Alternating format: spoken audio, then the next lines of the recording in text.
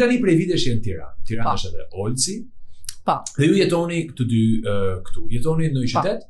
Ja, jetojmë në fshat. Fshat thuma. Po. Në çfarë fshat jetoni? Në Bërxull. Po. Super. Po. Dhe si është jeta jote atje? Atëherë, para se vite djego ka qenë pak më ndryshme, se normal rutina në një mami është pak më ndryshme. Por më përpara ishte diçka domethënë mes fshatra edhe mes normal qyteti, se me që jam fotografe do bashkohesha në këtë pjesën e qytetit. Kështu që prap për mua menet atje në fshat është shumë e bukur sepse është shumë qetësi.